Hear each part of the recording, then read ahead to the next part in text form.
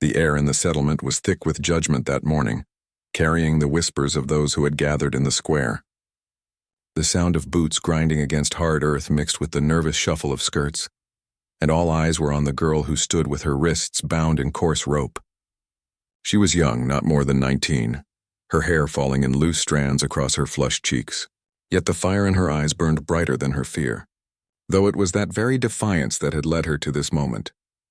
Her name was Clara, and she had spoken against the elders, against the unfair rules that bound the women of her settlement tighter than chains. She had defended a widow who was denied her share of food, had turned her sharp tongue on a man twice her age who had raised his hand against a child. These were not unforgivable sins, but in a world where obedience mattered more than justice, her spirit was a threat, and so the punishment was chosen. The crowd parted when a group of horsemen approached from the edge of the settlement. At their head rode an Apache warrior, tall and broad-shouldered, his face calm, unreadable. His black hair hung loose to his shoulders, a single hawk feather tied near his temple. He dismounted without a word, his movements fluid, controlled, like a predator who had no need to prove his strength. The settlers muttered among themselves.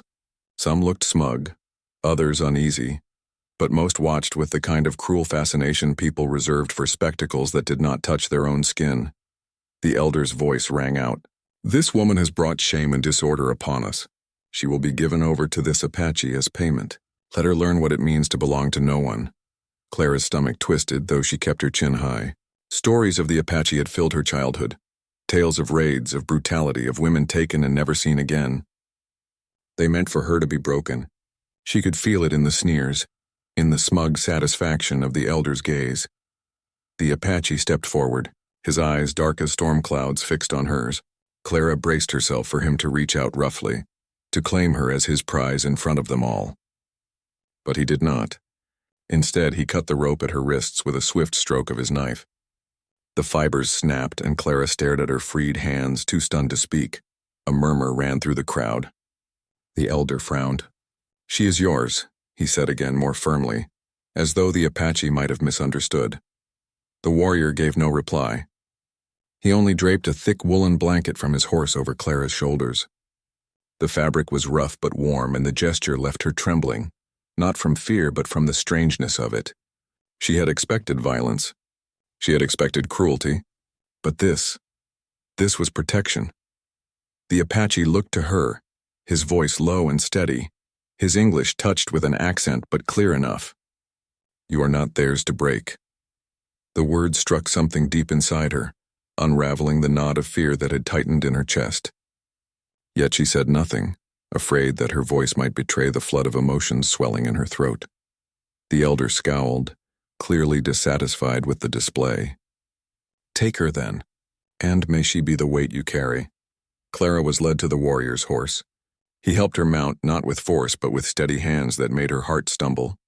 When he swung into the saddle behind her, she felt the heat of his body, the steady strength of him.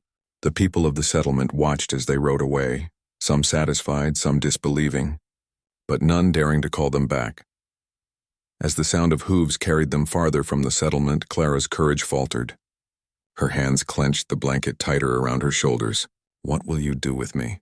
she whispered, unable to hold the question inside any longer. For a long moment, the only sound was the rhythm of the horse's gallop and the wind rushing past them. Then he answered simply, "Keep you safe. Safe." The word felt foreign, like sunlight after a long winter.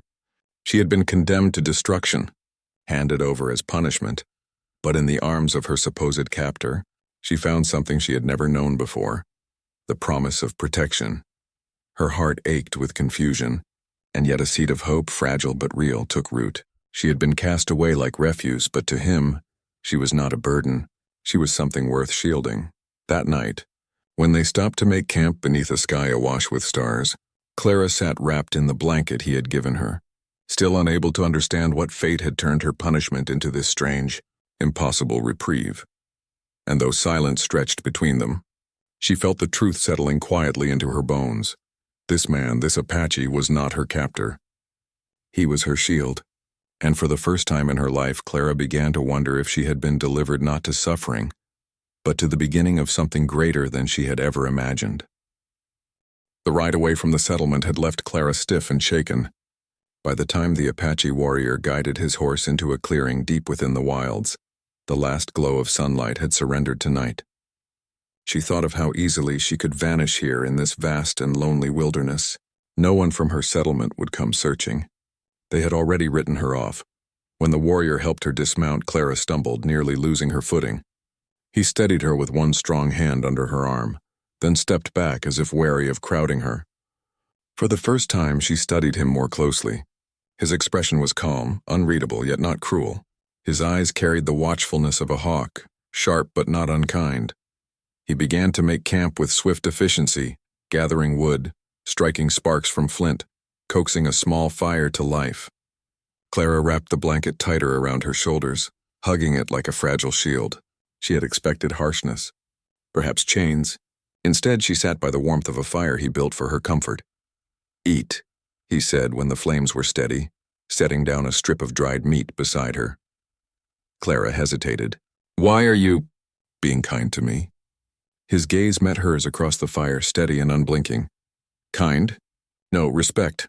The word startled her more than a shout would have. No man in her settlement had ever spoken to her that way.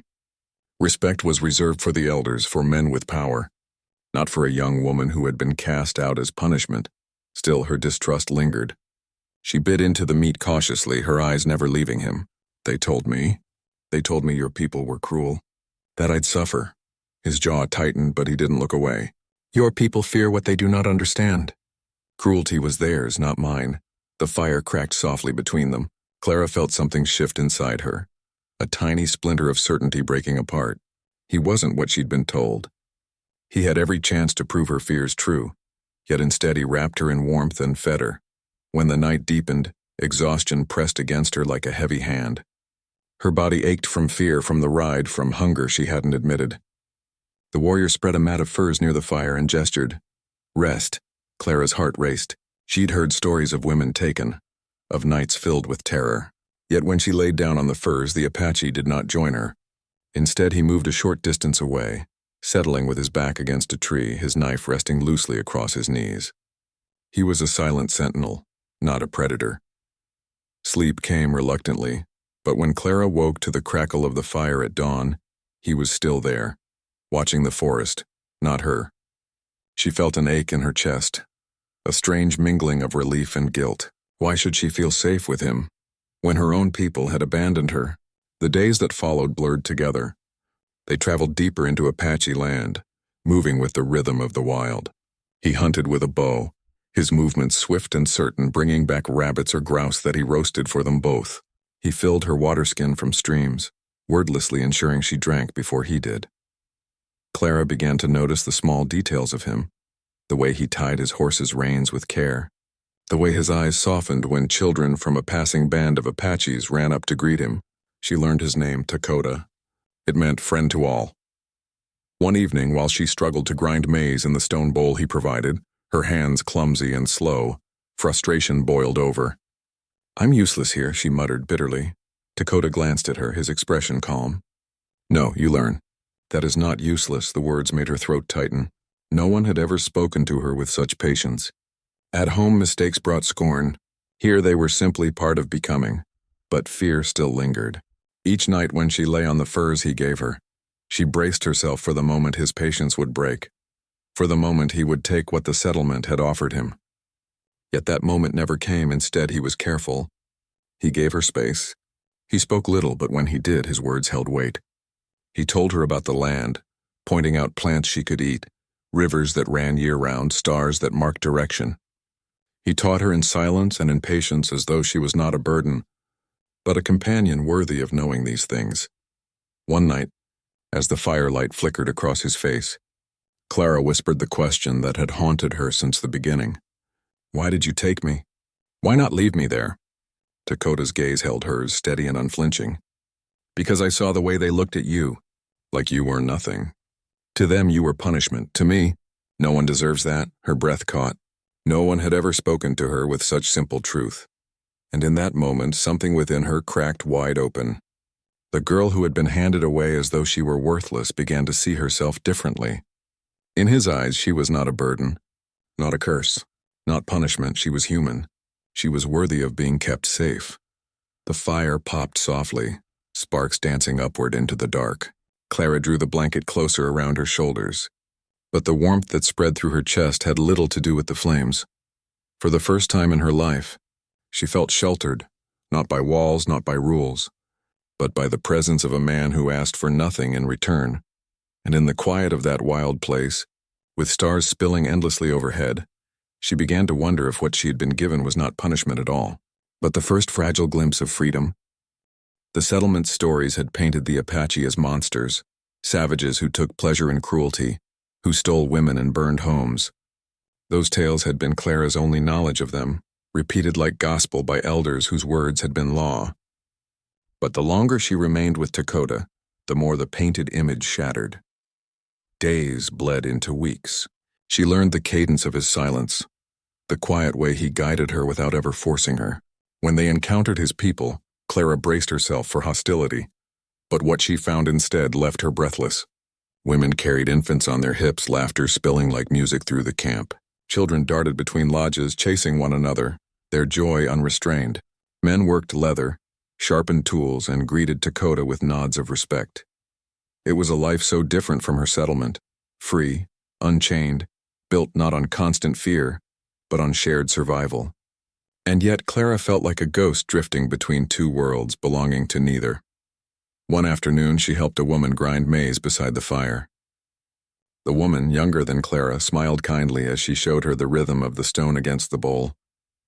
Their conversation was simple, broken between languages yet filled with warmth. Clara felt her chest loosen.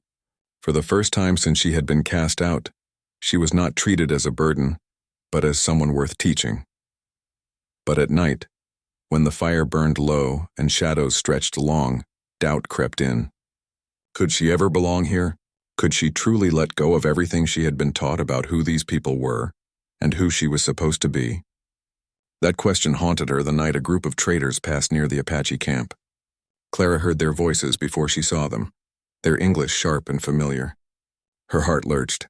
She should have felt relief at the sound of her mother tongue, but instead dread weighed her steps as she crept closer. The traders spoke with venom.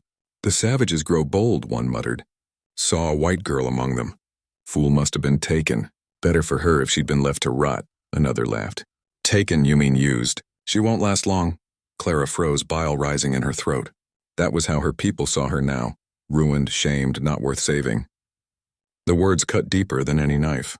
She wanted to scream that they were wrong, that Dakota had never touched her, that he had only ever given her dignity where her own people had stripped it away. But her voice would have carried no weight. She turned to find Dakota standing a few paces behind her. His expression was still, but his eyes burned. He had heard every word. For a moment, Clara braced herself, afraid the trader's cruelty might have sparked anger in him, anger that would finally turn against her. But instead he placed a hand on her shoulder, steady and grounding. "They are blind," he said softly. "They cannot see truth. Do not take their poison into you." Her throat tightened. Tears burned her eyes, not from fear this time, but from the war inside her. She wanted to believe him. She wanted to step fully into this new world, to shed the chains of the old. But letting go meant betraying everything she had been taught. It meant admitting her people had lied. That night, Clara sat by the fire, unable to sleep. She watched Dakota across the flames as he sharpened his blade, his movements calm, steady. She thought of how easily he could have claimed her body the night she was given to him, how he could have proved the settlement's words right, yet he hadn't. Every choice he made seemed to stand in defiance of what her world had told her to expect. When he noticed her restless gaze, he set down the blade. "You do not sleep." Clara hesitated, then blurted the question that had gnawed at her for days. "Why do you protect me? Why not take me as they expect?" Dakota's expression shifted, something like sorrow flickering in his eyes. "Because you are not a thing. Not punishment. Not prize. A woman is not for taking." Her breath caught. No man had ever said such words to her. Not in her settlement, not anywhere. Women there were property, handed from father to husband, stripped of voice. Yet here, from the lips of the man she was told was savage, came the very respect she had longed for all her life. Slowly she whispered, "My people said your kind knew nothing of honor." Dakota's gaze held hers. And what honor did your people show you? The question hit like a blow. She opened her mouth, but no answer came. The truth lay bare between them, undeniable. It was her own people who had condemned her, who had thrown her to what they thought was ruin. It was Dakota who had given her warmth, food, shelter, and above all, dignity. In that silence, Clara felt the two worlds collide inside her. One built on fear, rigid rules and cruelty disguised as righteousness. The other alive with laughter, strength, and respect she had never known. She realized then that her choice was not between safety and danger, but between truth and lies. The fire crackled, casting his face in shifting gold and shadow. Clara's heart pounded as she whispered almost to herself, "Maybe I was never meant to belong there." Dakota did not smile, but his eyes softened. He reached across the fire, not to touch, but to place his hand palm up, an offering, a bridge. Her hand trembled as she placed hers in his. For the first time, Clara did not feel like she was betraying her past. She felt like she was choosing her future, and in that fragile moment she understood. The clash of worlds was not meant to tear her apart. It was meant to show her where she truly belonged.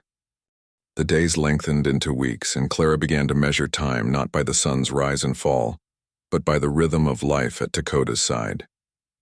Each morning brought small acts that deepened the thread weaving between them. A gesture, a word, a glance that lingered longer than it should have. What had begun as survival slowly unfolded into something far richer, far more dangerous, belonging. Clara found herself laughing again, a sound she thought she had lost when she was dragged from her settlement. Dakota had a way of coaxing it out of her, though he rarely spoke much. Once, as she tried to mimic the swift, graceful way he strung his bow, the string snapped from her fingers and sent the arrow tumbling harmlessly into the grass. Dakota's solemn expression cracked into the faintest smile, and though it was barely there, it warmed her more than a blazing fire. "You will learn," he said, retrieving the arrow. "I'll starve us both before I do," Clara teased, shaking her head, but he only handed the bow back. "No, you are stubborn. Stubborn ones never fail." She held his gaze a moment too long, her chest tightening at the quiet certainty in his voice. No one had ever spoken of her stubbornness as a strength before. Back home, it had been the reason for her punishment. Here, it was the reason he believed in her. Nights by the fire became their most dangerous hours. The world hushed around them, and the flames painted shadows across his sharp features, softening them into something almost tender. Sometimes they spoke in halting exchanges of English and Apache, teaching each other simple words. She learned that Dakota meant friend to all, though he bore himself like a warrior carved from stone.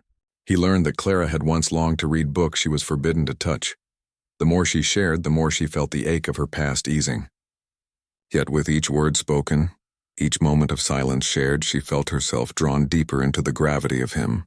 It frightened her how much she wanted to lean closer, to rest her head against his shoulder, to feel the steady thrum of life beneath his skin. One evening, a storm swept across the sky, drenching the earth in heavy sheets of rain. Their fire hissed and died, and Dakota guided her beneath a rocky overhang where they huddled together. The closeness sent heat surging through her, even as cold drops clung to her hair and clothes. His arm brushed hers, solid and warm, and every breath seemed to echo in the narrow space. "Are you afraid?" he asked quietly, his voice nearly lost beneath the roar of the rain. Clara swallowed hard. "Not of the storm." His eyes flicked to hers in the dim light. She wished she hadn't spoken, wished she could take it back, but also wished he understood. That her fear wasn't of him, but of the strength of what she felt growing between them. When she fell ill days later, all her fear dissolved beneath the weight of fever. Heat burned through her body, dragging her into restless dreams, but through it all there was Dakota's presence. She dimly felt the cool press of water against her lips, the touch of his hand on her brow, steady and grounding.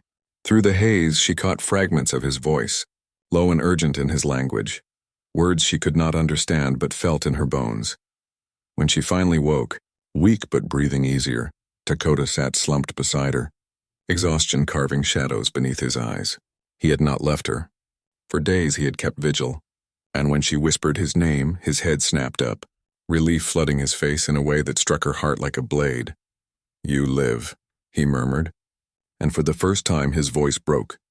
Clara reached for his hand, her fingers trembling as they closed over his. She had never seen such devotion, Never known anyone who would sit awake night after night to guard her life. And in that moment she understood. This was not protection out of duty. This was something far deeper. After that, their bond became unspoken but undeniable.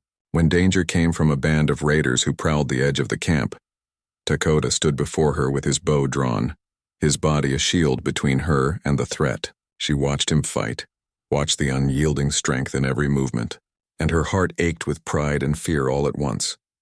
When the danger passed and he returned to her, a streak of blood across his cheek, she could no longer stop herself. She reached up trembling and wiped it away. His breath stilled at her touch, his eyes locking onto hers. Neither spoke. Words would have broken the fragile truth trembling between them, that she was no longer a woman cast out, and he was no longer simply her protector. They were something more, bound by a love too fragile yet too fierce to deny.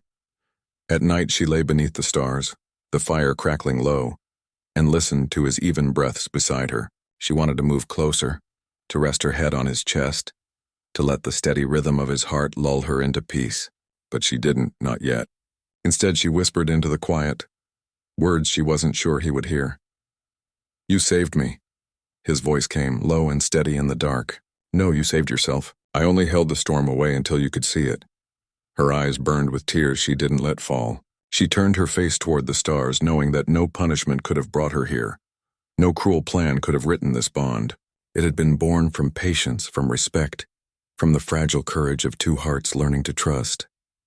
And though neither of them said it aloud, Clara knew. The fire between them was no longer something she feared.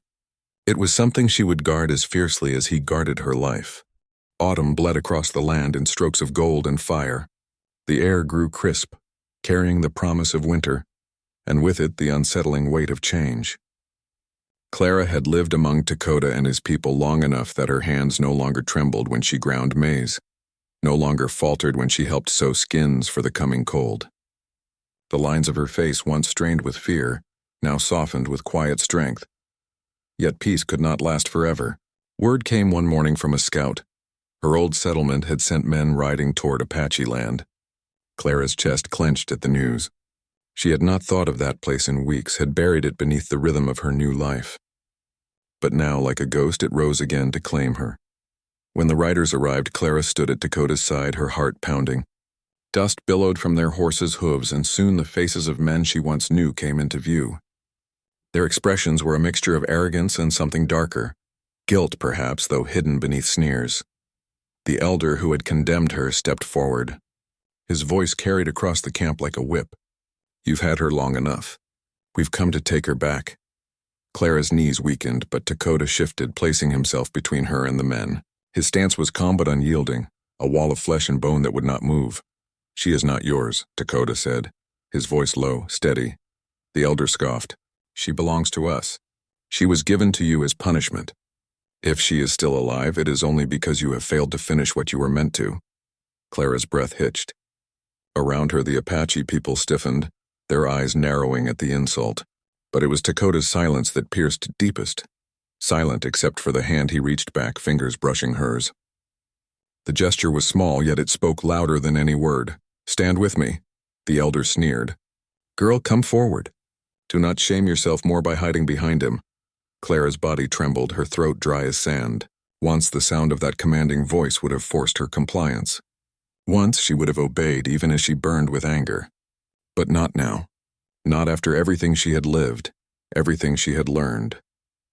Slowly, she stepped out from behind Dakota, though she stayed close enough to feel the heat of his presence at her back. The men's eyes raked over her, cruel and dismissive, as though she were an object to be claimed. One of them spat into the dirt. "He's ruined her. No man of the settlement will take her now." Laughter followed, harsh and cutting. Clara flinched but then straightened. The fire that had once condemned her now rose again, fierce and unbroken. "You threw me away," she said, her voice trembling but strong enough to carry. "You handed me to him like I was nothing. You wanted me destroyed." The elder's face darkened. "You forget your place." "No," Clara said, her voice gaining strength. "I've finally found it. My place is not with men who would cast me aside like refuse. My place is with the one who shielded me when you wanted me broken. My place is here with him." Gasps rippled through the Apache camp. Even Dakota, who had stood silent as a mountain, turned to look at her, his dark eyes filled with something raw, something unspoken. The elder's face twisted with rage. "You shame your blood, girl. You shame your people." Clara lifted her chin. "If cruelty is what it means to be part of your people, then I want no share in it." For a long moment, silence stretched between the two groups. The elder's jaw clenched, his pride wounded, but he saw the resolve in Clara's eyes, the unmovable wall of Dakota at her back, and the watchful gazes of the Apache warriors surrounding them. He spat once into the dirt, then jerked his reins, turning his horse. "Keep her, then. She's worth nothing to us." The settlers rode away, their departure a storm of dust and resentment. Clara stood frozen, her heart hammering until the sound of hooves faded into silence. Only then did she feel her knees buckle. Dakota caught her, his arms wrapping around her as if they had always been meant to. For the first time, she allowed herself to lean fully into him, her cheek pressed against his chest, his heart beat strong beneath her ear, steady and unyielding. "You chose," he said softly. She lifted her head, her eyes shining with tears. "I didn't choose. I only saw the truth. I was never theirs to begin with." Dakota's hand brushed a strand of wet hair from her cheek, his touch lingering. His eyes searched hers, and in their depth she saw the reflection of everything she had found here. Dignity, strength, freedom, and love. In that moment, punishment was no longer the word that defined her story. Destiny was. Clara tightened her arms around him, her voice a whisper meant only for him. "They wanted me broken, but you kept me whole. You kept me safe." Dakota bent his head, his lips brushing her brow, reverent as a vow. "You are treasure, and treasure is never touched by cruelty." The world seemed to hush around them. The camp, the trees, the sky itself, everything stilled as though bearing witness.